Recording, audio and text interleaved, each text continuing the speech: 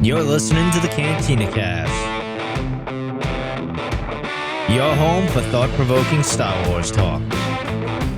Join Adler and Jonesy in breaking down the latest news, trailers, movies, and of course, your favorite characters from a galaxy far, far away.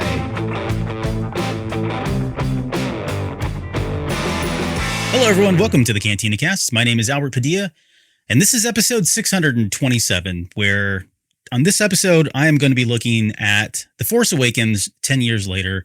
I know there have been a number of other people who have done this type of 10 years later format. I will say, just quickly out of the gate, we were one of the first. Like, we've been doing the whatever years later all the way back as far as, 2016, I think? 2015 is when we first did our first show like that. So anyways, this is a retrospective look. It's going to be a little bit different, I think, than some of the other retrospectives that we've done in the past, only because, as I've mentioned leading up to this show, I hadn't really had a chance to talk about The Force Awakens because I wasn't part of the show when it actually came out. And so I've not had a chance to kind of talk about my own personal experience, the things that, leading up to it, all of the media and the hype and the zeitgeist that existed at that time. And so I really want to spend some time talking about that because it was a very special time, at least for me personally, and I know for a lot of other folks as well. So it may be a little bit different than we've done in the past, but I'll still hit on all the same kind of beats, exactly. And we'll talk more about the actual movie and some of the big moments in the movie as the show progresses. So I want to say thank you, first off, out of the gate, to all of our Patreon members, especially our now part of the tribe members. That's Alex, Danny, Dante, Daz. I've got a Brad feeling. Jackson, Jacob, Josh, Mike, Paisley, Rita Reborn, Riss Bayless, Sharkman Dan, Uncle Leon, and our top tier, which is the Delusions of Grandeur members. This is Rod Racing, Rob, and Steve. Thank you guys so much. If you're interested in Patreon, you can head over to this link up here, and click on that, and it'll take you into the Patreon page and sign up for as little as $2 and get the whole back catalog of episodes that we've done over the years. I want to say thank you to our YouTube membership. So if you're not a Patreon member and you want to support the show via YouTube, you can sign up for the YouTube memberships. They're only $1. You get some cool little emojis and that sort of thing. But so far, we've got Illuminera, Sky, Katya, Kathy, my Star Wars guys who's in the chat tonight, Nikki, and Alex, who I think is going to be here. Yeah, he's here as well.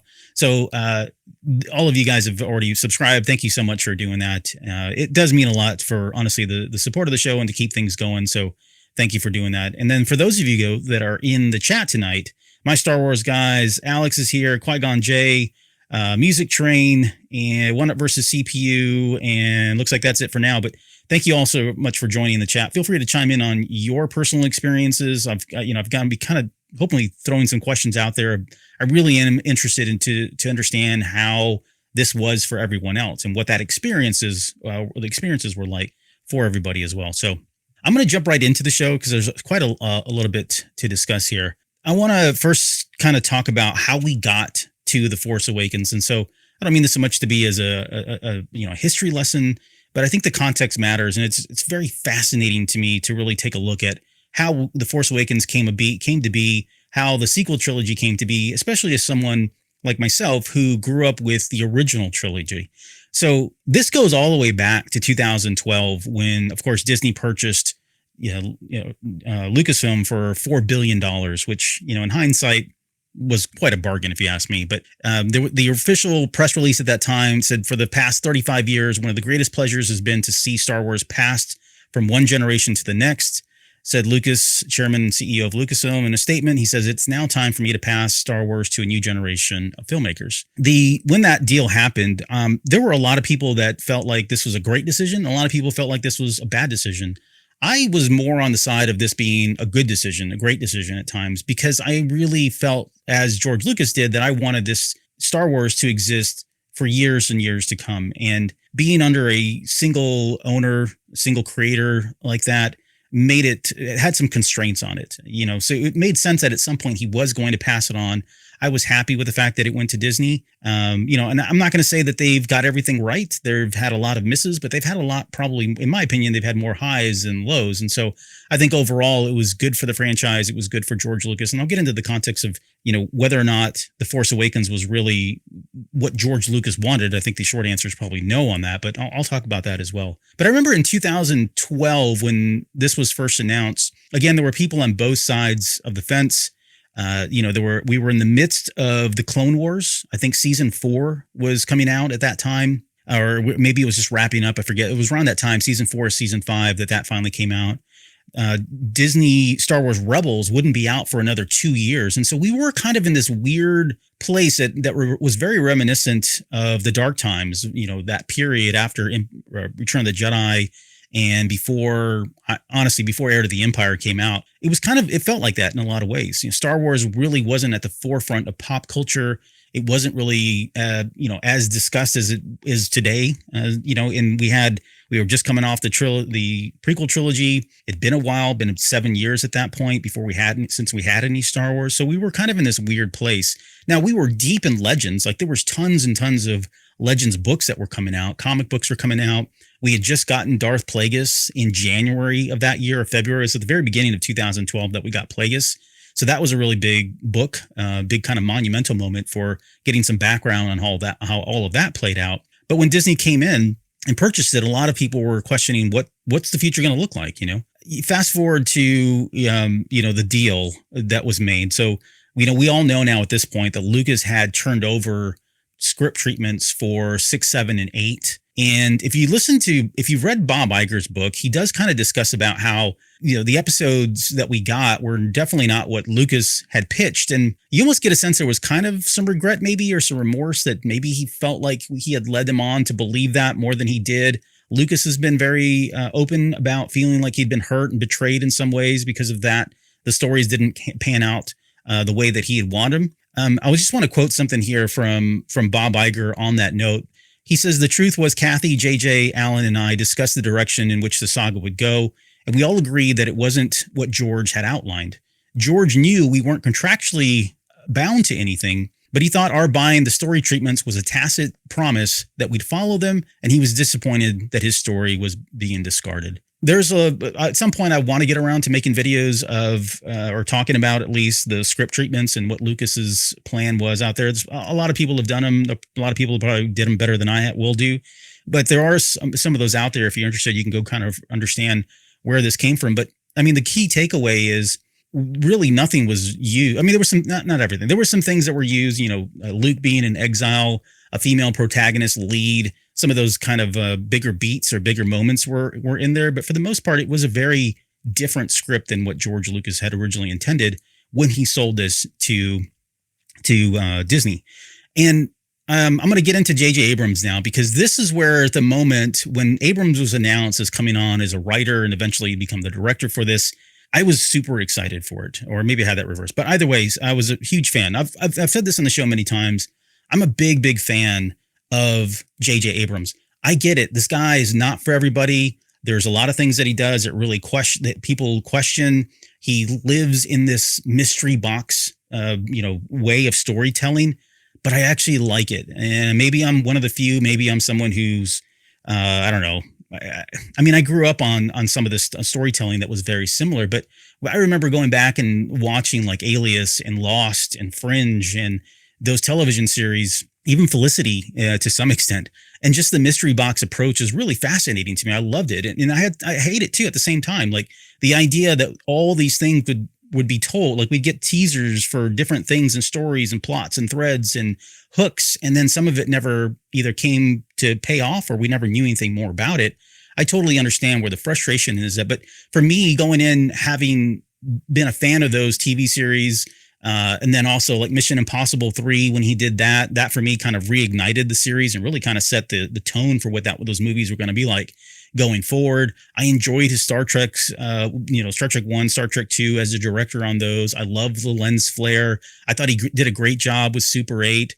And then, the Cloverfield stuff that he was a producer of. So I say all this because, as a fan back then when this Force Awakens was announced, or Sequel 7 was announced, the fact that J.J. Abrams was being involved was a huge, huge plus for me. I was already euphoric because of the announcement and some of the things that I knew I was going to be getting. But this really kind of put me over the edge and put me in a space where I could not wait for this movie to come out. I want to segue just quickly. I want to talk just quickly about the way fandom was, for at least from my own personal experience back in around 2013, 2014 as well. I I just came from Fan Force Austin is a local group here in Austin where we get together and talk about Star Wars. But I had just come from there, and we were talking, reminiscing about the Force Awakens and what the fandom was like at that time.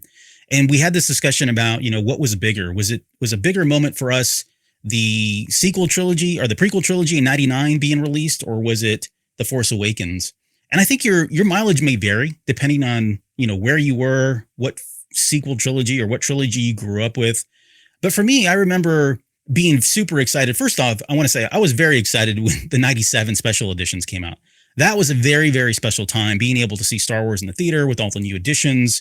It was just a great time, but it still felt like that wasn't captivating large masses of audiences, but it still was a lot. I mean, the high was super high. Fast forward a couple of years later to '99, and I don't know that you could ever get there again. I mean, you think about it, we had waited almost 15 years for the prequel trilogy to come out, and there were stories that we had thought about and read about and theorized about with our friends. That was another level of just fandom and euphoria for waiting that long for that prequel trilogy to come out. And so it was a very, very special time. And then you fast forward all the way until we get to 10 years later now, after Revenge of the Sith, when we get to The Force Awakens. For me, I would almost argue they're pretty much similar. And I know that's not true for everybody. I know a lot of people have said, hey, '99 was it. Like that was like peak Star Wars fandom and craziness. But for me, I think the Force Awakens announcement was pretty high up there. And I say this because I grew up with the original trilogy, of course, right? My heroes were Luke, Leia, and Han. I loved the idea that I was going to get to learn about Anakin and Kenobi and Yoda and, potentially other characters that would be introduced later in the series.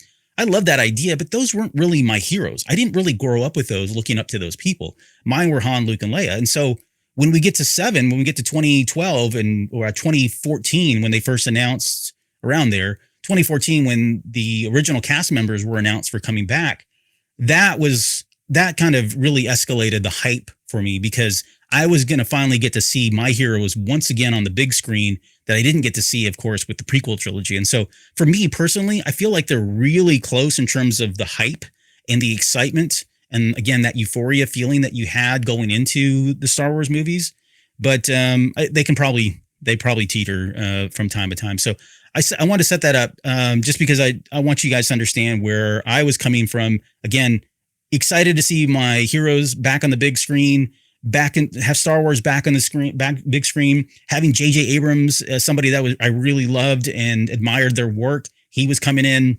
It was just like everything was happening in a perfect world for me at that time. So the writing, going back to the writing. So Abrams finishes writing the script in 2014. He was, of course, he had some help there with Kazdan and Arndt, I think, were the other two people that helped write the script. And Rian Johnson was rumored back in 2014 to be picking up episode 8. And so there was a moment there where they were kind of collaborating. There were we were talking a lot about what that was going to look like, and everything looked really good, felt really good. Didn't really turn out that way, but more on that later. For Daisy Ridley, I want to just mention this too. She was, there was a quote from her, and I forget where it was. I think it might have been during the Rise of Skywalker, if I'm not mistaken. But I do remember her saying that Abrams had actually written a draft script for 8 and 9. So this is before Johnson had come in. He had already written a draft script for 8, already written one for 9. And when Johnson came in, he pretty much got rid of all of that stuff. And so I'll get into the whole kind of disjointedness and the disconnectedness that we've talked about a lot on this show. And a lot of people also have talked about over time. But I'll talk about that here shortly. But it is interesting to know that he had some script drafts in there. And so that would be another like gold mine outside of the Colin Trevorrow stuff that has already been done. I'd love to see, in George Lucas's treatments, I'd love to see what Abrams had planned, right, for all of this stuff. But that's another topic for another time. Let's talk quickly about the casting. I think I mentioned in 2013, I think I said 2014, but 2013 was when Carrie, Harrison, Mark were all rumored to be part of the sequel trilogy. They were confirmed a year later by February. We also had Daisy and Adam coming in around that time. You had Andy Serkis, Oscar Isaac in 2014, John Boyega.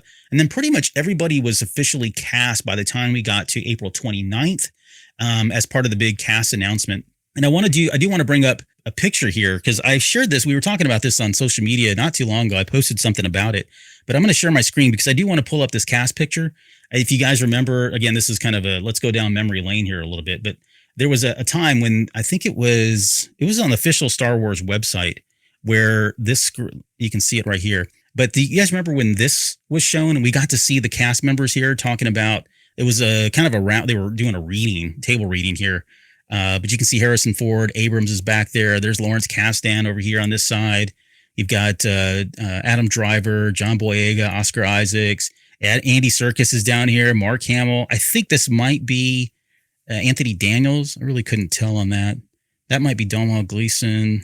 Carrie's over here talking to Daisy. But just this picture at the time was incredible to see. Like the idea that all these guys were here and just seeing like it was real, like it was very substantial that we were going to get episode 7 was absolutely phenomenal. And then it was shortly after that, Star Wars Celebration Europe 2. This was back in 2013 in July. That's when John Williams, the maestro himself, was announced that he was coming back. I mean, Kathleen Kennedy came up on stage. Warwick Davis was doing the interview, and he was begging her, "You got to tell us something. You got to tell us something about Windows 7.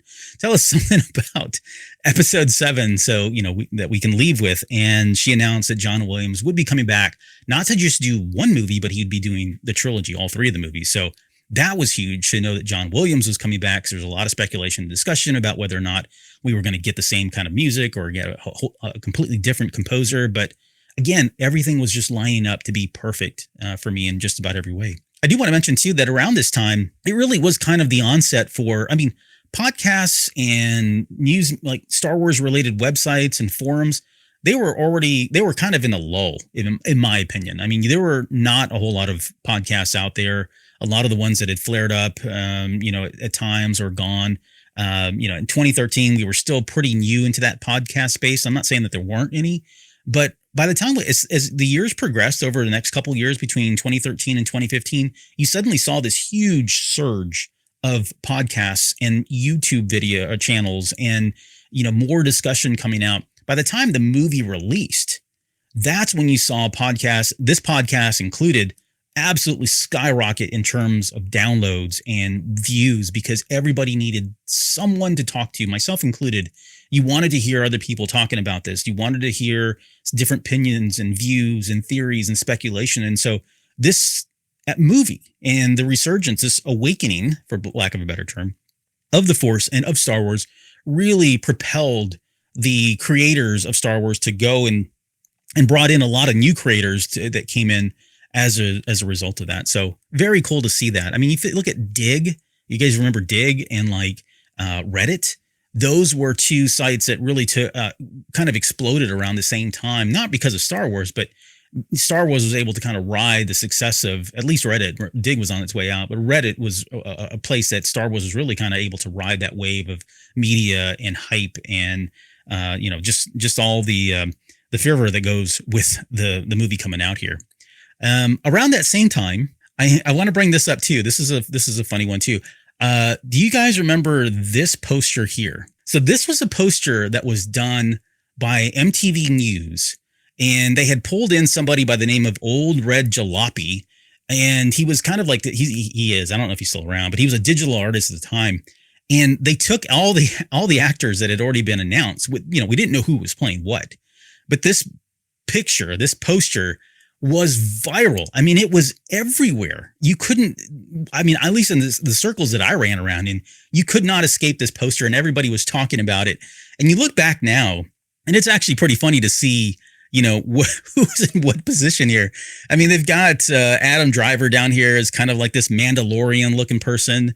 You got Andy Serkis here he's holding a blaster. I don't know. He looks like he's probably playing a bad guy there. You've got Daisy Ridley, with this little circlet on her head. So maybe they were assuming that she was going to be a princess. Oscar Isaac looks more like maybe a king or I'm not even sure what he's supposed to look like here. But then you've got Luke and Han in their roles. We know that's not going to change. You've got Leia looking more like, Mon Mothma here, not necessarily more Jedi. And then you've got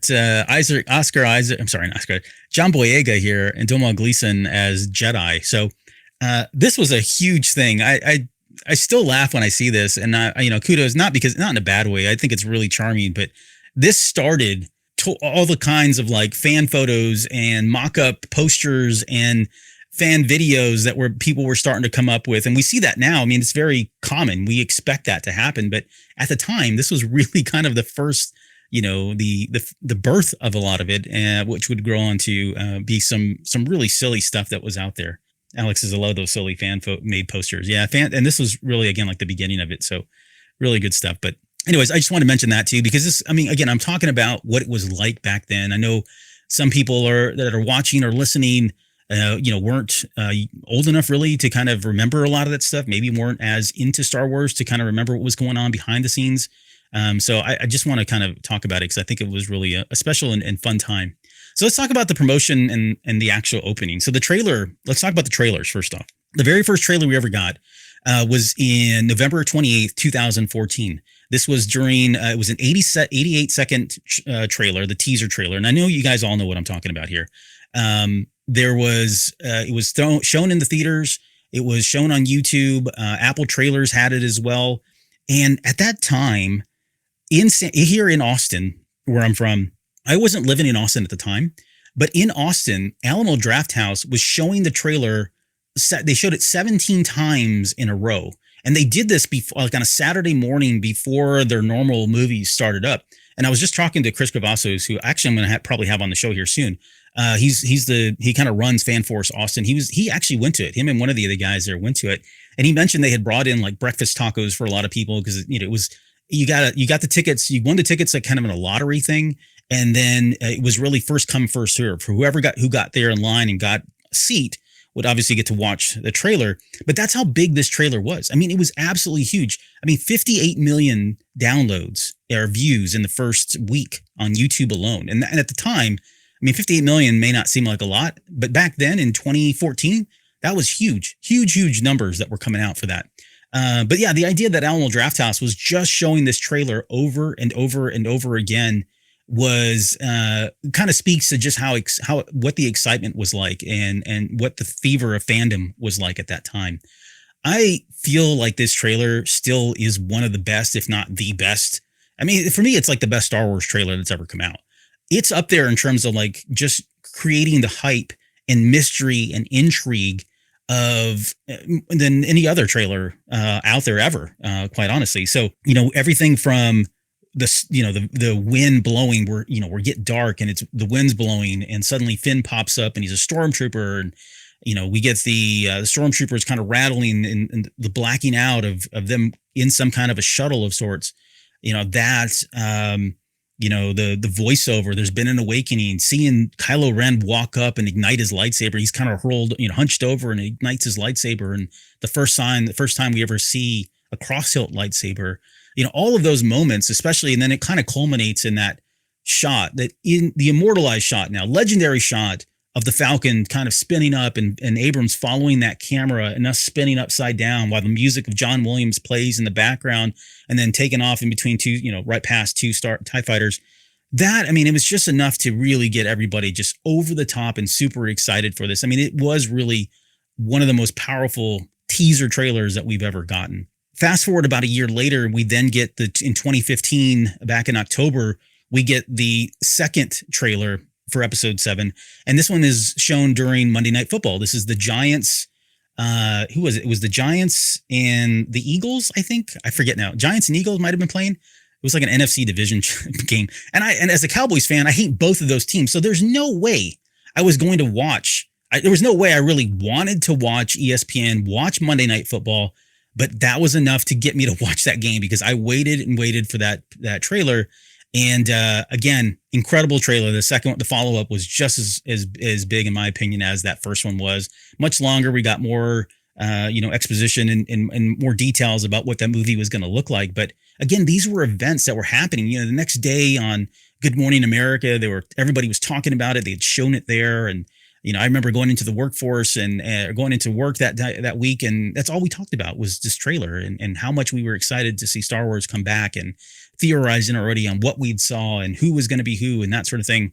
Just a great, great time. My Star Wars guy says that Phantom Menace trailer was up there too. Yeah, it was. that was a whole nother moment. And I talked about it on the 25th anniversary of the Phantom Menace, but it definitely was up there as well. Like a different time and different way that we consumed that media at the time, and a different way we talked about it, but was a really good trailer as well. I would agree. And then I don't want to short anything here, but like the Vanity Fair, if you guys remember on the May 17th issue that they did, or was it May? No, it was May 7th issue that they did in 2015. That was our first look. And Vanity Fair had always done this. They'd always kind of given exclusive. Lucasfilm had given them kind of the exclusive rights to kind of give the show the first photos. They bring in Annie Leibovitz, who does all the photography, and that was our first look at Rey in her costume. The scavenger costume that we would come to know and see. We got our first look at Chewie and Han, and just it was a really great time. A lot of people bought those magazines. It was. I still have mine. I was going to pull it out and get a chance to get it before this show started tonight.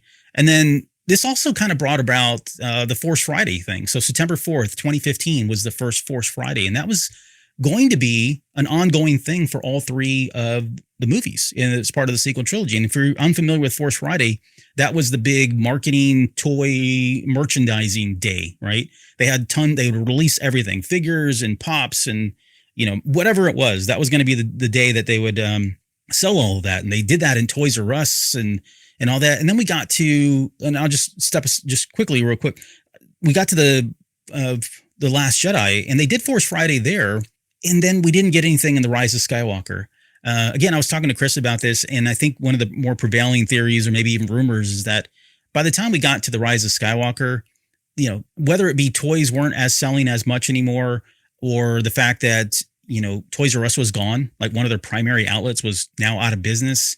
The fact that more people were buying stuff on Amazon, there were more exclusives online versus going into stores. But something happened along the way that Force Friday just kind of died off by the time I got to The Rise of Skywalker. And I say that because going into that Force Friday for the Phantom, for the Force Awakens was really special. Like, it was absolutely bonkers, absolutely chaotic. It did not match the chaos that was part of the Phantom Menace, right? That's another beast in itself. Like, I don't even know that we've ever seen like the hysteria that comes with buying toys as we saw in the Phantom Menace. But the Force Awakens wasn't too shabby either. I mean, it was still pretty crazy, still chaotic, but really good times. Like, I remember even during the Force Awakens, I remember standing in line at Toys R Us to buy stuff, and just, it felt like I was standing in line to buy movie tickets. I was talking to people. Everybody was super excited. It was just a really great time to kind of be a Star Wars fan and knowing that we were going and buying new toys and figures and that sort of thing. And I would say the same thing about The Last Jedi. We didn't know anything about The Last Jedi. And so I stood in line with some of those same exact people a couple years later at that exact same Toys R Us and talking about, what the next movie was going to be like, and what's going on with Luke, and why was he just shown at the very end? Is he, good? Is he bad? Whatever it was. As a collector, those were really important moments as part of, the build up to The Force Awakens. The tickets went on sale on October 19th. And of course, the movie premiered on December 18th. The budget, let's get into just some quick numbers. So the budget was $245 million-ish. The domestic opening was $247 million. So they actually made all their money back from the domestic opening weekend, Yes. The total intake for domestic was about $940 million-ish. And the worldwide was 1.1. So $1.1 billion. So when you add it all in, this movie at the box office raked in about $2.1 billion. So you figure they had already earned about half of what they paid for the entire franchise. And this was part of, I think, fair criticism, right? Iger was like, hey, we're going to be cranking out a movie every 2 years. And a lot of it was they were trying to recuperate that $4 billion amount of money. And I think we said it on this show too. Like, Disney is, if you had to put your faith into a company that has the financial backing and support to kind of crank out a movie every 2 years, Disney's not a bad bet, right? It's going to have to be one of these bigger companies. And so that's why they had kind of streamlined and fast tracked a lot of these movies to come out. But I mean, they were off to an incredible start to think that they'd already earned half of what they purchased Lucasfilm for with just this one movie. And that doesn't even include all of the merchandising that went into it and licensing and all that. I mean, I didn't even do the research for any of that stuff.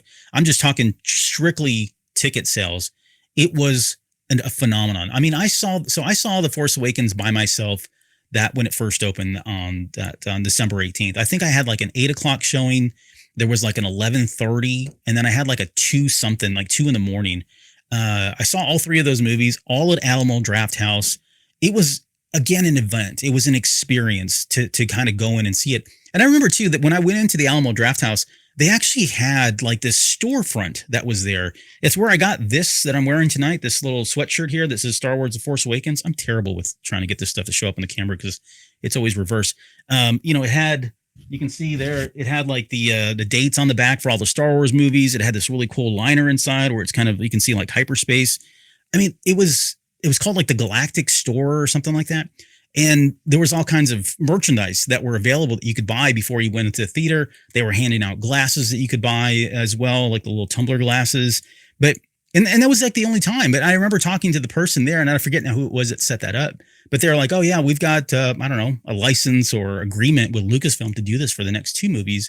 And it was the only time they did it. At least in my area. Maybe if you were part of it and you saw it during The Last Jedi, The Rise of Skywalker, let me know. But this felt like it was a one and done because they never came back to the Alamo Drafthouse. So, anyways, I saw that the first 3 showings by myself.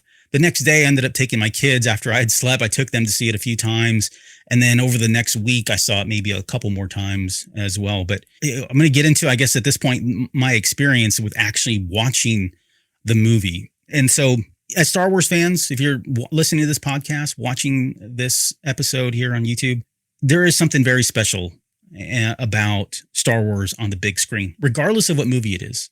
There's just something special about Star Wars, in my opinion. And this one was no exception. In fact, I remember sitting down for that first time and really almost pinching myself thinking, is this really happening? Am I really seeing episodes 7, 8, and 9?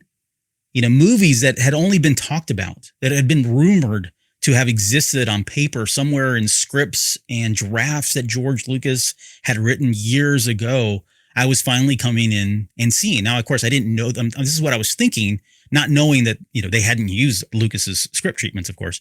But I remember, but either way, it was still kind of a special moment to be sitting there and being part of Star Wars and being part of Episode 7 and having waited 10 years to finally see Star Wars on the big screen again was pretty amazing.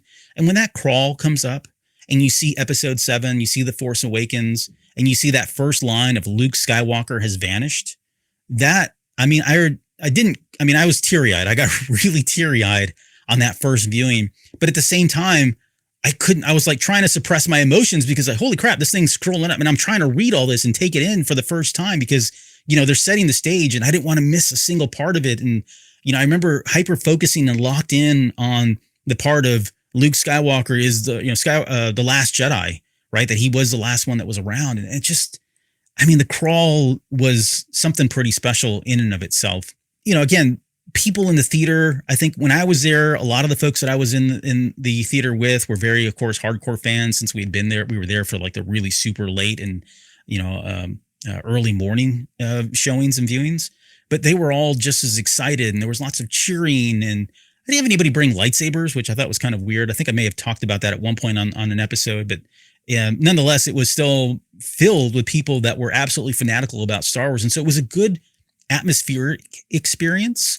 There were people, again, cheering and laughing. And it just was, I don't know. It was a very emotional high to watch that movie. In fact, I remember coming out of that theater and I was trying to process everything because my emotions were so high. Like they were in the way of me trying to analyze and really kind of take in what I had just seen. And so I was thinking to myself, like, I'm walking out with a smile on my face and everybody's talking about Luke Skywalker being shown at the very end. And I didn't even know who some of these people were and I'm talking to them. And I kept thinking to myself, well, thank God I bought another ticket here like in 2 hours because in some parts, I don't even remember watching it, right? I don't remember watching certain parts of it because I was just so caught up in it all emotionally. Hopefully, I don't know if your experience was the same. If you had a different experience, I'd love to hear about it. If this was, and I get it. Like I'm probably, especially now that I hadn't spent a lot of time looking to see what people are saying about The Force Awakens 10 years later, but I've got the general gist. There are some people that are really crapping on this movie. which I'm very surprised about because those probably weren't the same people. I think they're looking at Force Awakens through the lens of now that we have the sequel trilogy as a whole, how does this stand up? Which I think is fair. My approach to this discussion, this retrospective, was really to talk about what it was like at that time. And I don't know that my opinion has really changed anymore from the sequel trilogy because I compartmentalize every single one of these movies. But if I sound like I'm gushing or being a fanboy, it partly is because I really had a great experience. This was a really great time in my life, just personally, everything that was going on. And then on top of that, getting to see Star Wars for all the reasons that I had seen or said, this was a really, really great time for me. I really loved The Force Awakens. And I would say it's part, if I look at all three of the sequel trilogy movies, this one and The Last Jedi kind of teeter depending on how I'm feeling. There's no doubt that I go into this movie and walk away just super excited, feeling adrenaline rushed, and it reignited. I shouldn't say reignited, but it definitely added some fuel to my love and passion for Star Wars in all the best ways. And that was certainly what I was feeling as I was walking out of that theater. And I remember too, at the time too, I didn't really have a lot of people to talk about Star Wars with. I mean, I had my brothers, thankfully one of them is here tonight on the show. It was great to talk to those folks and some people that I knew, but I didn't have, friends that were as crazy about Star Wars. And I certainly wasn't part of this podcast or part of any kind of Star Wars, fandom that I could speak to other people regularly. So I find myself leaving that week and joining all kinds of podcasts. I mean, I was just signing up for everything.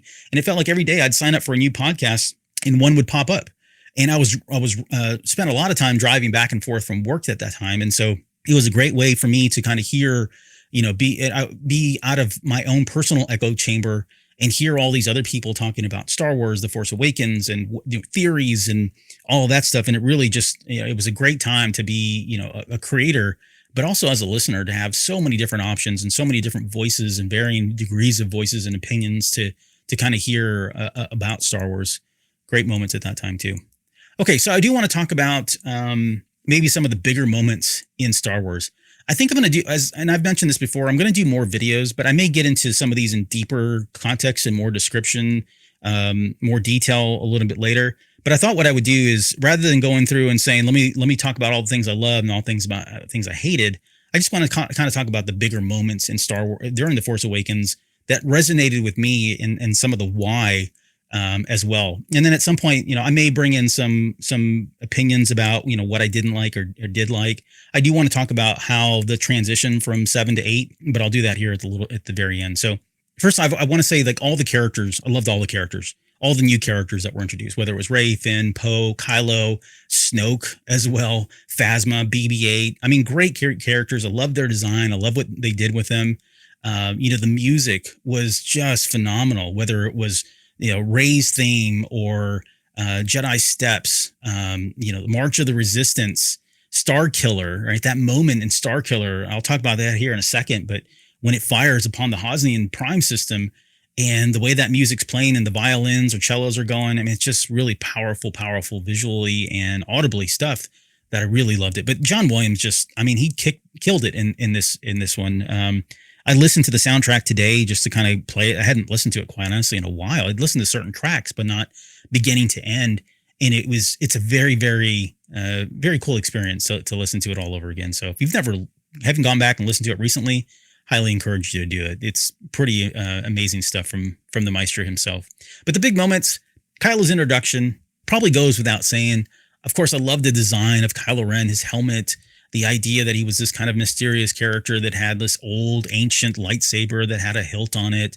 When he first comes out and we get Kylo's theme song playing, the idea that he had new Force abilities, which was really awesome to finally canonically get new Force abilities, whether it was, the Force stasis or him being able to pull memories out of people's minds, him being able to kind of make Rey pass out and all that. Very, very cool stuff. Things that we had never seen before. Really loved the idea that we got all that with Kylo Ren, but his introduction was super powerful. I thought when he came off that shuttle there. I love Finn and Poe's escape, right? The idea that we finally had somebody who was a defector from the I would say the Empire, but the First Order. Having that storyline and him being a stormtrooper and kind of being nothing. I never once considered him being a Jedi, even though during the poster that was shown, we saw him holding the lightsaber. I mean, I knew they were kind of alluding to that, but I wasn't really in on he's going to be a Jedi. I thought it'd be awesome if he did, but I really thought they were just trying to trick us with all of that. And by the time I left this movie, of course, I felt like, okay, I was right. Of course, I turned out to be wrong. But yeah, maybe more on that later or another time. But that whole scene of them getting in there and escaping, and some of the comedy bits of, of them talking back and forth. He's like, you need a pilot, I need a pilot. I mean, I loved all of that. Loved them the way they were taking off and the music's playing, and them. You feel like, holy crap, the heroes they got away, and they didn't, right? Kind of subverted expectations because they crash land a little bit later. The Falcon taking flight for the first time, right? The garbage will do. That moment was a very special moment. And it was very slick the way they did that, because when you go back and you watch it now, of course, we see the Falcon. You can see the landing gear down on, it's there. It's almost inescapable. You cannot not see it. Yet that very first time that you witness it, you don't see it. And that's the beauty of it. And for them to kind of go back and to Rey get in there and fly it and, get the music, the Star Wars theme is playing. It was a really, really special moment for them to kind of get in that. So I enjoyed that. Also liked Snoke's reveal. Like Snoke, your Snoke theory sucks, right? Is still probably a great motto. But the mystery, the intrigue, the idea that there was this other Sith Lord that had come to power now, and this is all things that we were thinking and speculating about, was really, really intriguing. And seeing Snoke for that very first time, and he's a hologram, and he's like massively large, and he's disfigured in a lot of ways. This is the Abrams stuff, right? This is the mystery box stuff, which I'll come back to here in a little bit. But the mystery box stuff, just throwing tons and tons of things at you that make you wonder and make you think without really giving you any resolution, is very much of the recipe for J.J. Abrams. It's definitely the way he writes, and I loved it. I loved everything about it. I love the fact that we had Snoke. I had a lot of questions, like the entire world did, about who he was and what was his role in the fall of Ben Solo. All of that, of course, for better or for worse, does get resolved in future movies. But the idea that he was there and was just, again, another special moment, getting to see him for the first time. I do want to talk too, as far as really good moments, I want to talk about the Han and Chewie moment. Now, the Han and Chewie moment, that was kind of spoiled when we got to the second trailer. This is the moment where they come into the Falcon for the first time. And of course, he says, Chewie, we're home. That had been spoiled in the trailer. And it didn't take anything away from it, right? I think it was still a very chilling moment to experience when we saw the movie. But, having them in the Falcon was certainly special. But the one moment that really stood out for me for Han Solo and being in the Falcon, when he's confirming to both Finn and Rey about the Force and Luke and all. I've got it here. I just want to read it because it's really, in my opinion, it's very good writing. It certainly pulls at your emotional heartstrings if you're a huge fan of, again, the original characters. But he says, ever since Luke disappeared, people have been looking for him. He was training a new generation of Jedi, one boy, an apprentice. And he delivers that line. If you watch Han Solo or you watch Harrison Ford, it doesn't even faze him. Like, he's talking about his son, and we're going to get that answer a little bit later. So it's not like he didn't know, or, from a script perspective, he definitely knew. But I love the fact that he delivers that line very stoically without any kind of emotion that it's his own son. But he says, one boy, an apprentice, turned against him, destroyed it all. Luke felt responsible. He just walked away from everything. People that knew him best think he went looking for the first Jedi temple. Okay, pause. Like, when you hear that, as a fan of the original trilogy, as a fan of Luke Skywalker, as a fan of the Jedi and the history of the Jedi, and someone who was coming from a lot of Legends, material, to hear that was like, whoa, like, that is huge. Now we've got some information about why Luke disappeared. We got context that he had started a new temple. He started a Jedi Order. Immediate flashback to the New Jedi Order books that we had read. Right, all this stuff was really kind of falling into place, and to know that he went back to the original temple, which was crazy to think about, was thinking, oh crap, he went to Tython. Of course, it wasn't Tython; it was another place that would get revealed in The Last Jedi. But in my mind, that's what I'm thinking. Holy crap, we're going into Tython stuff. Anyways, he continues on talking about the Jedi. He says, I used to wonder about that myself. Thought it was a bunch of mumbo jumbo, which is a great line. A magical power holding everything together, good and evil, the dark side and the light. Crazy thing is, It's true. The Force, the Jedi, all of it. It's true.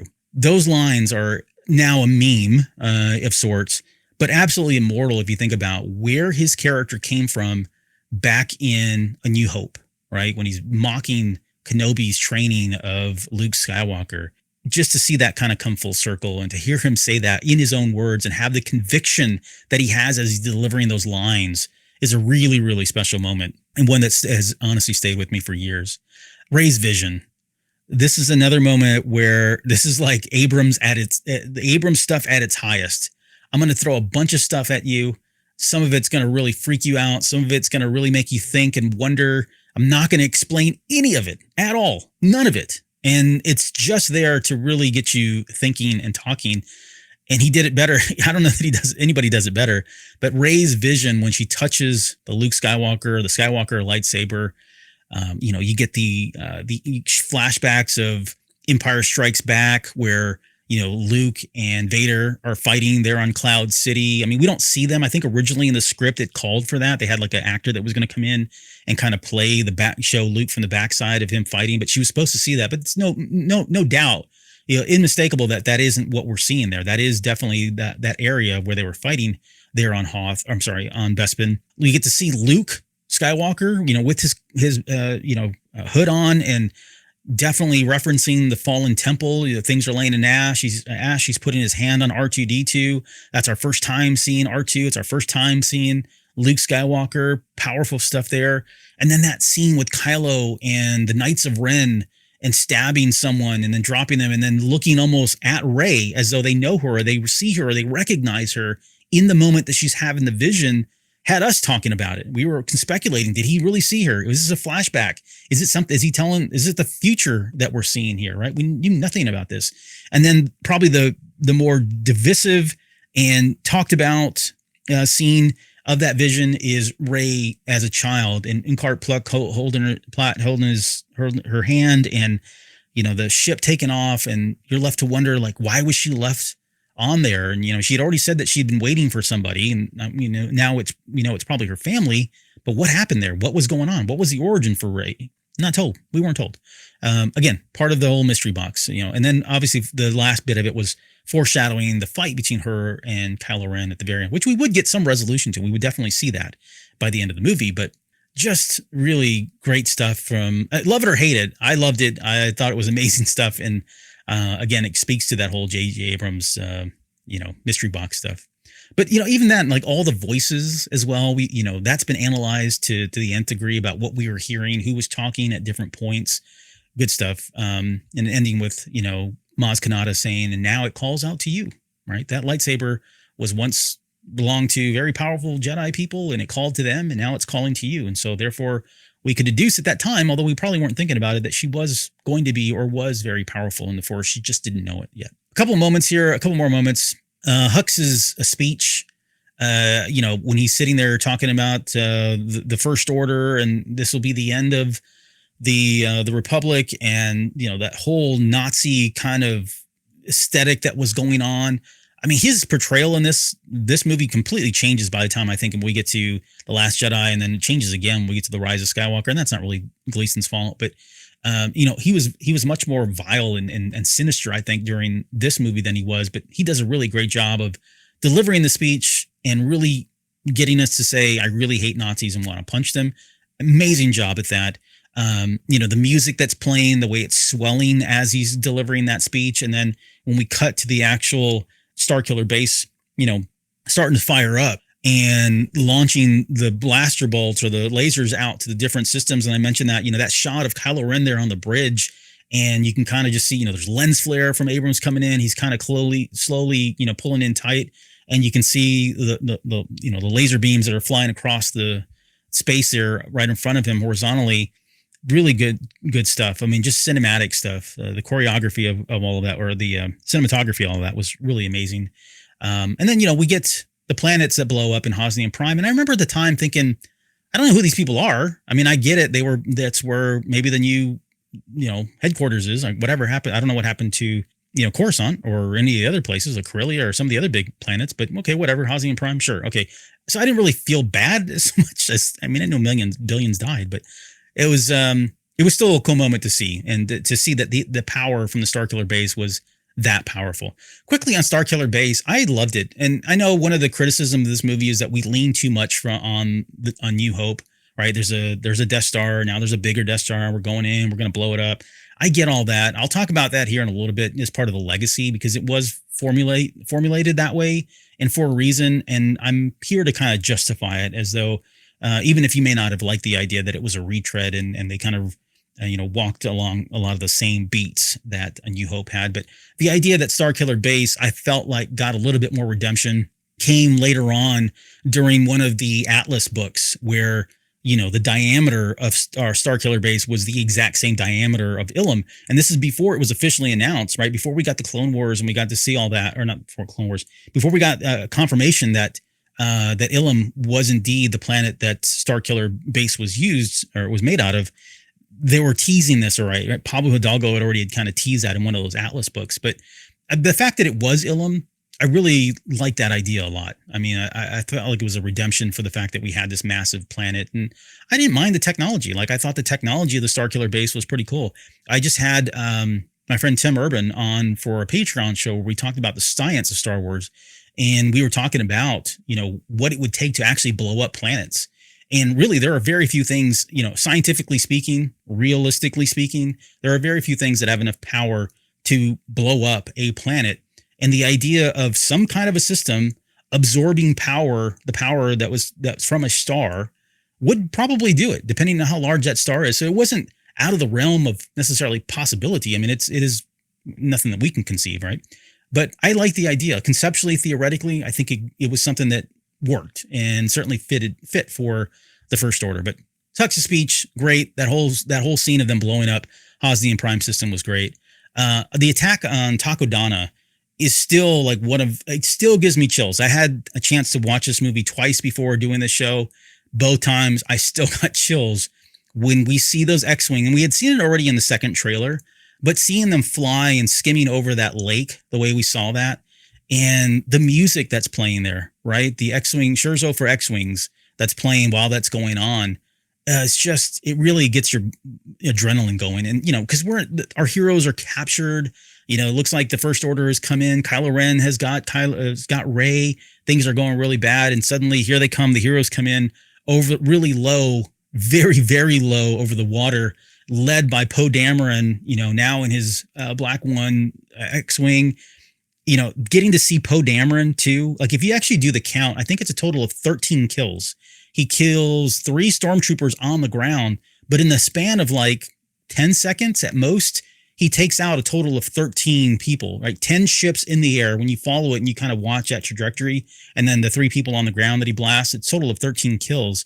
And I know that line of, wow, it's one hell of a pilot, is kind of cheap and cheesy. I love it. I love the cheese on there. I love the fact that Poe Dameron is in that moment established as one of the greatest pilots of that time, of that era. And rightfully so. Like, more on Poe Dameron, I guess, at some point, but I did enjoy that piece as well. I want to talk about Han and Leia reuniting. It was one of the more tender moments. We get the backstory a little bit of what their life was like. And it was no different than, what we experience in Legends, right? They had they were arguing a lot, and they weren't always around for the kids. I mean, their kids in Legends were honestly raised by, Akbar at times. There was a lot of droids, like nanny droids or whatever, that would raise them. And so they didn't step away too far from that. I didn't necessarily mind the fact that, Han, as a lot of people called him, a deadbeat father at that time, because I didn't know. And maybe this just comes with age. Maybe this comes with wisdom. But I think you tend to learn as you get older that you shouldn't be so quick to judge on certain things. And I know it's just a movie, right?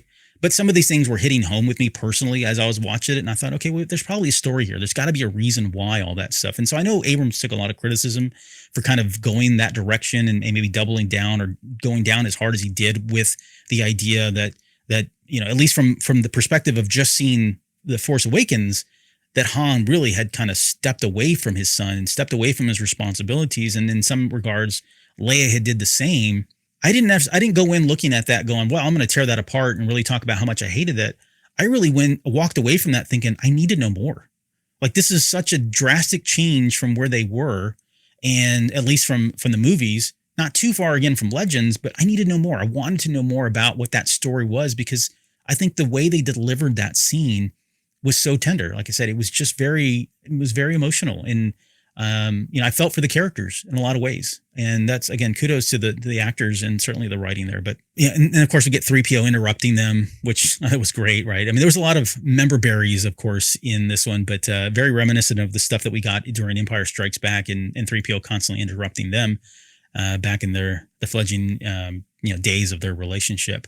There's that line too where she's talking about, she tells Han that he needs to try to reach out to Kylo Ren, to Ben. And, he says, if Luke couldn't reach him, how could I?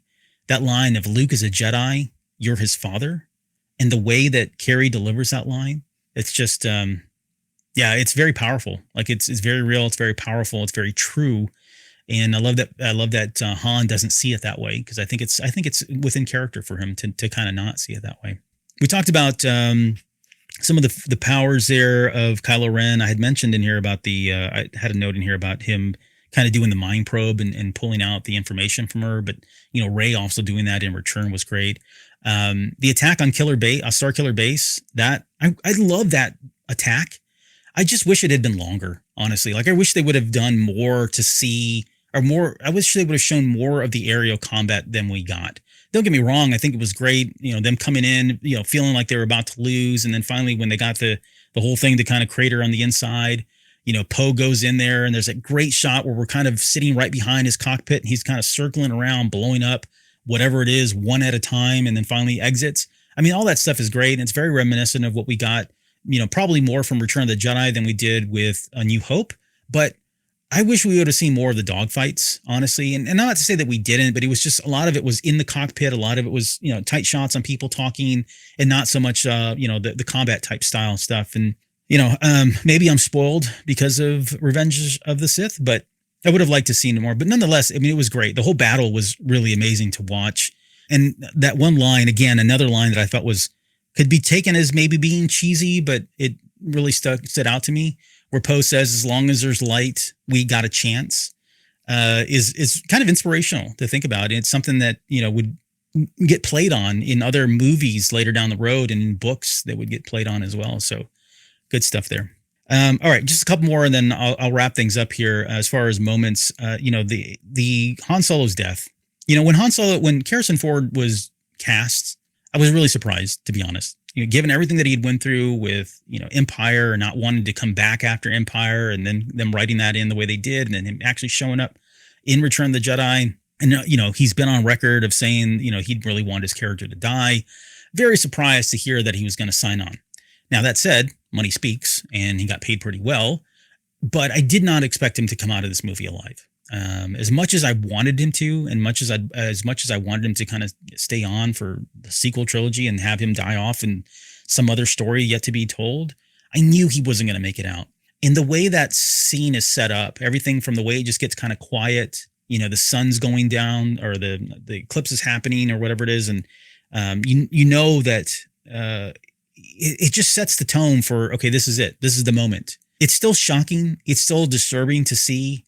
In retrospect, I think, remember at that time thinking or hearing Kylo Ren saying, I know what I need to do. I just don't know if I can do it. All of that was still part of the mystery. Like, it would get talked about and theorized and for years to come, honestly, until we get, until Last Jedi and even The Rise of Skywalker.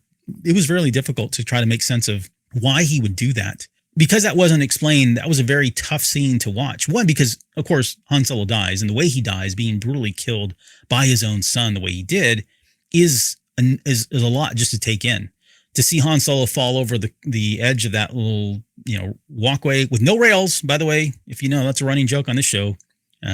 First Order didn't learn a lesson from the Empire, but no rails. And when you see him go over the edge there, you kind of knew that was the end of it. And, of course, they cut over to Leia, and, she says that she can feel it. She felt it and that sort of thing. But it was a very, very difficult moment to watch. I remember in that theater, there were people that were really crying. I remember people saying no when it happened, like screaming no, like when it actually happened.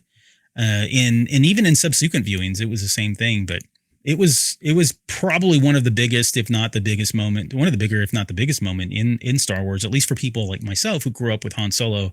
Seeing him actually go out the way he did was very, very difficult to watch. So, and then the last big moment for me is, of course, the Kylo Ren, well, second last, Kylo Ren versus Rey, you know, and it starts off with, of course, Finn fighting him and seeing Finn like actually put up a good fight. And, you know, we got some kind of inclination that he had some experience with that little thing that he was using. I forget what it's called now. So, you know, he was trained as, even though he was doing garbage stuff or whatever, he was still trained as a first order stormtrooper. So it makes sense that he would have some kind of proudness. Now, in retrospect, the fact that he was force sensitive, you could probably say, okay, well, maybe this was, you know, his own raw abilities were accented by the fact that he was force sensitive and just didn't realize it at the time. And that's why he was able to kind of get a shot on Kylo Ren when he hit him on the shoulder there. But seeing him get hit after Kylo Ren hit him, I thought he was dead. I thought he was gone. Didn't think he'd live, in that moment itself. You know, him saying, you know, Kylo Ren, when he says that lightsaber, it belongs to me. Love the way Adam Driver delivers all of his lines, honestly. But this scene in particular and that battle in particular is really some of his best stuff. As far as acting goes. And he's got some other moments, in course, in the later movies, but this was really kind of the pinnacle for me in terms of what he was doing with the character. And then there was, I mean, I don't even know how to say this. I don't know what words at this point to even use to describe this next scene, but when he reaches out for that lightsaber and he's using the Force to pull it to him and he's struggling and doesn't realize that something else is pulling at it. And, you know, it flies off and it whips past him and he kind of gets out of the way, and Rey catches that lightsaber and she ignites it and the music plays right when she catches it, the way John Williams' score starts to swell there. Oh man. I mean, you talk about cinematic movie moments. That is a huge, huge moment for The Force Awakens, and the cheers and the screams and the yeses and everything else that people were yelling when that moment happened, even though we had no idea like how the heck this even happened. We were all so caught up in that moment, so caught up in all the emotion and everything that had just happened with Han Solo and his death. We were coming up to the very end of Act 3. I mean, it was a really cool experience to be there with so many other fans that were feeling all those same emotions that you were feeling, seeing Rey ignite that lightsaber and knowing that she was going to put up a fight. Not trying to make sense of it, right? We were just caught up in the moment of the fact that she now had a lightsaber and she was going to put up a good fight against Kylo Ren. You know, the actual fighting that they did, you know, with when they finally lock lightsabers and you get that, you know, Abrams slows the camera down, the lighting between the blue and the red and the snowy white was great. But when they lock those lightsabers and it slows down and you can see her leaning into the Force, maybe not knowing what she's doing, but she's definitely leaning into the Force. She's, you know, taking a breath and she's calming herself down, trying to come to peace. And at peace is where she finds her strength, and she lashes back out at Kylo Ren and starts whooping his butt. And that last, you know, this moment where they've got, you know, they're locking lightsabers and arms, and, you know, it's kind of Kylo Ren's lightsabers down on the snow and the snow's melting. You get steam popping up, and, you know, finally her kicking him away and striking him across the face. It's just, I don't know, man. It's really up there in terms of like Star Wars fights. You know, not necessarily from the choreography perspective, but just the emotional weight and impact of that scene. And, you know, it's really hard to kind of put up against anything else. So, and then lastly, I do want to just quickly talk about the final steps. So the music playing during Jedi Final Steps, and that final scene where she goes to Ahch-To and walks up all the Jedi steps, seeing Luke there, seeing his reveal. I knew the movie was already going to come to an end. I mean, we were at time at that point. A lot of controversy around whether or not, you know, did they oversell the fact that Mark Hamill would be coming back as Luke Skywalker in The Force Awakens? I didn't mind it so much. I never felt cheated that, you know, we were teased about it to the extent that I was hating it or really pissed off. But I really wish I would have seen more. What it did do, though, was really set the anticipation and the anxiety levels of what we were going to see in Part 8 at an all-time high. Like, I mean, it was absolutely through the roof, and it was everything that everybody was talking about after that movie was what was going on with Luke Skywalker. Why was he there? What's going to happen next? You know, great moment, honestly, and really cool shot the way we got that aerial shot of him kind of panning around and as the credits drop. That segue between Jedi Steps and the final music was brilliant and perfectly timed with that scene. And seeing Luke Skywalker's face and just trying to think about what is he thinking? Like, what is he wondering? What is he seeing right now? What ghost has appeared before him? Because he does such a great job. Mark Hamill does such a great job of visually giving us a man who looks scared, who looks maybe scared, battered, beaten, certainly in exile, unkept in a lot of ways. It was just, it was very, very intriguing. And we definitely all wanted to know more about where this series was going to go, where the sequel trilogy was going to go. Okay. The criticisms, I talked about the retread already about it on A New Hope, love it or hate it. I thought he did a great job. And here's why, because this was kind of an impossible mission, no pun intended there, for J.J. Abrams, right? They had tasked him with not only bringing back Star Wars, revitalizing it in a lot of ways after 10 years, but he was also tasked with trying to bring in a new generation of people. And so I think he did a good job. I mean, he did exactly what needed to be done, in my opinion, to not only bring in the original fans like myself, but then bring in new fans that would love these new characters. And I will attest, and I attest to this all the time, but my kids, this is their sequel trilogy. They will not watch A New Hope. They will not watch the original trilogy. They will not watch the prequel trilogy. But if I put on The Force Awakens, The Last Jedi, or The Rise of Skywalker, they will actually come and sit down with me and they'll watch it because those are their characters. Those are the ones they grew up with. And, there may come a time where we have this renaissance of people that loved the sequel trilogy and they loved The Force Awakens. Well, I kind of love The Force Awakens, but younger kids, right? You think about 2015, those kids now are somewhere between, 15 and maybe 25 years old, right? So now they have kind of disposable income and they are at some point going to feel like, hey, what happened to The Force Awakens? What happened to the sequel trilogy? And they're going to go through all of that. So I think he did a good job of bringing that together. There was enough in there, maybe too much at times. Agree. I can give it that. But there was enough in this movie that allowed people to really reconnect with thematically what was going on in Star Wars because of some of the stuff that was really on the nose in terms of kind of the retreads. But there was enough in there that brought in the new people as well. And so I felt like it was a healthy balance. I feel like there was a lot of people that went into this movie and walked out thinking, holy crap, Star Wars is back. This was a great Star Wars movie. It was only years later, and maybe even now, that we're looking back sometimes and thinking, okay, was it really that great? Did they really have to go that far and give us so many member berries and give us so many retreads of, a Death Star, now a bigger Death Star, and they blew it up. And I get it. I mean, a lot of desert planets. I mean, there's a lot of similarities between it, but again, it was very prescriptive because I think it had to be in order to bring in those people. And this leads into kind of like what ultimately The Force Awakens did that we see a lot of movies now doing today. And that is, it really kind of birthed this idea of the requel, right? It's not necessarily a sequel and it's not a reboot, but it's a requel. It's something in between all of that. Bringing in the old cast with the new cast. We would see this later get repeated with tons and tons of other movies out there. There was Top Gun was one that came out. Scream, The Matrix Revolutions, Ghostbusters Afterlife.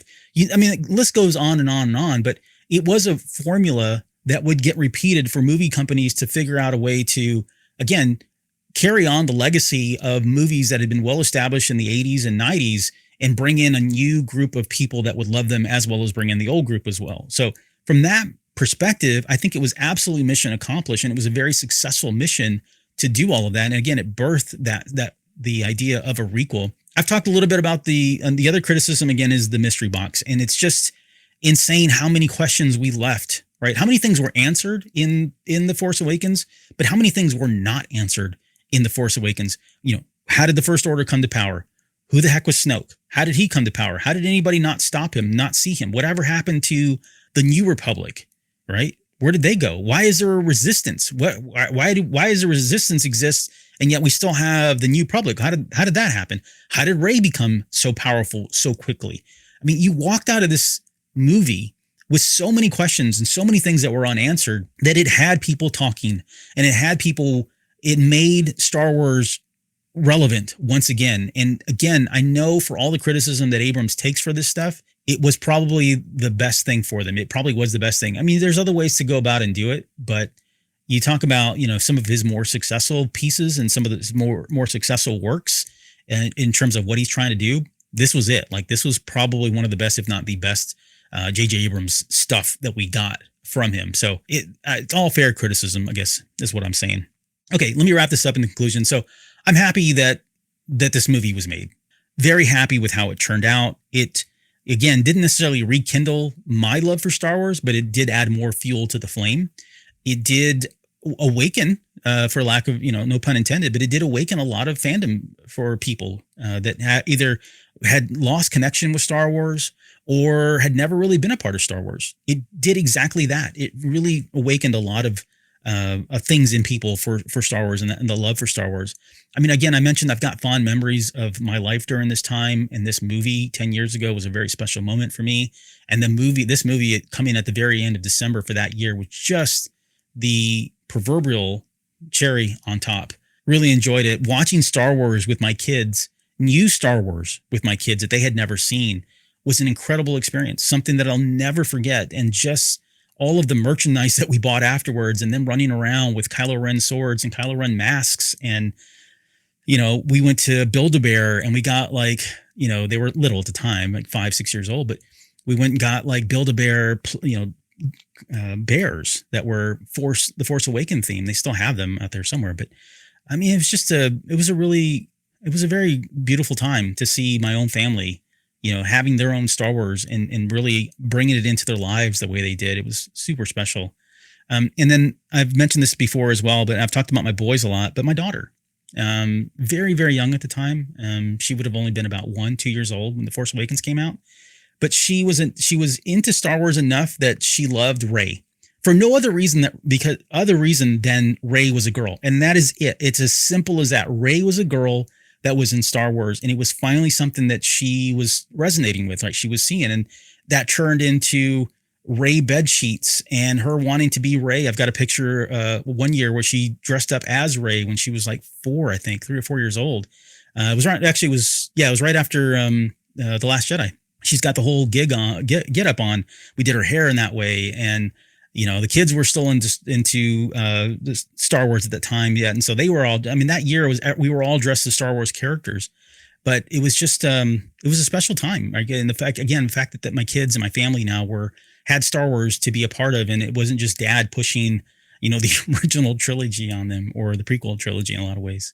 And then, this was, again, of course, the most obvious thing, the birth of the Disney era of Star Wars. Love it or hate it. Like I said, they've done a lot of things incredibly well. They've fumbled a lot of things. I think there's probably more highs and lows, in my opinion. But, it's been far from perfect. I will give it that. But it really did give us so much more Star Wars in ways that we had never thought stories that we never thought that we were going to get, whether that was Galaxy's Edge, right? That was, we got the theme park. Mando and Grogu would come out a little bit later. Andor would come out. We got Rogue One, the rest of the sequel trilogies. We got, as a result of Disney coming in, we got the High Republic era of storytelling, which I absolutely am a huge fan of. Loved all of that. And then, looking ahead, we've got Mando and Grogu movie coming out next year. We've got Starfighter coming out in 2 years from now. We got the Kinberg series trilogy that potentially may or may not come out. Rey's movie that may or may not come out. The idea here, again, is to kind of bring it all the way back to the very beginning of where I started this conversation and discussion, is that this was what Lucas wanted.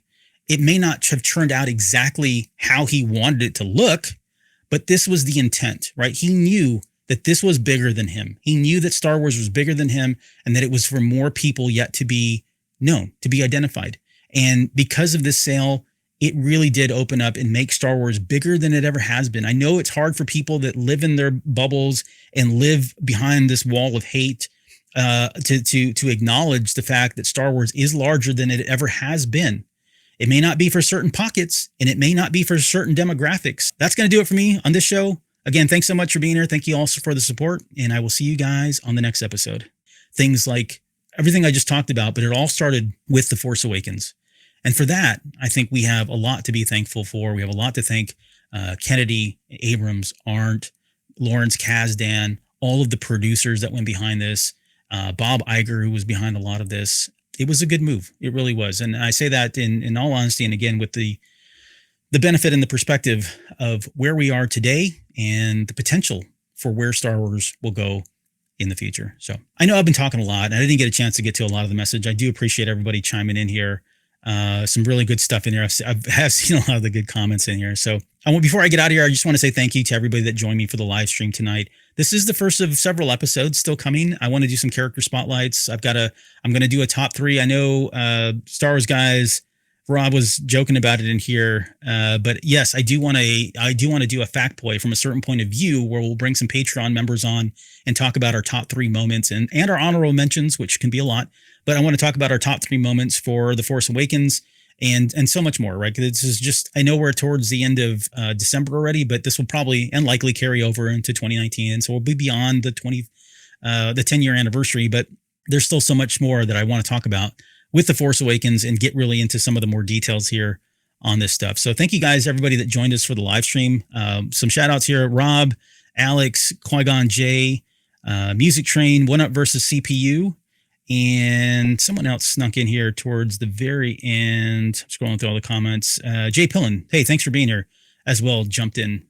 So if anybody else is there and I didn't give out your name or you didn't give me a message, it's totally cool. I do appreciate y'all being here. Thank you so much for your support, for tuning in, for listening to me talk about The Force Awakens and my own personal experiences. More to come, like I said, on The Force Awakens. And then next year, we're going to visit the Skeleton Crew because it's been a year now, believe it or not. I mean, it's crazy how time flies, but I want to have a retrospective look on the Skeleton Crew and so much more. So, hey, let me know what you guys think about The Force Awakens down in the comments below. Let me know what you think about anything I've said. What were some of the memories for you? What were some of the things that led up as far as pre-production? What were some of your favorite moments in the movie? What are the things you liked and loved? And what are the things you didn't like or love about The Force Awakens? I'd love to hear it. Love to engage with you guys in the comments down below. So that's going to do it for me. Again, thanks so much for being here. Thank you all for the support. And I will see you guys on the next episode.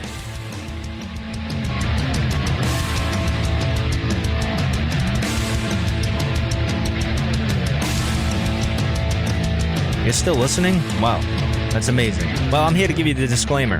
Normally we do a big, long, drawn-out disclaimer thing saying what's what and who's what and all that other stuff, but I think you guys kind of know that Lucasfilm and Disney have no affiliation with us at all, and we have none with them. We talk about Star Wars, which is their property and all that other good, fun stuff, but I think you can tell which is our stuff and which is their stuff. If you can't, well, then send a lawyer to send an email to me and I'll be glad to chat with them. Other than that, you know what's what, so that's your disclaimer.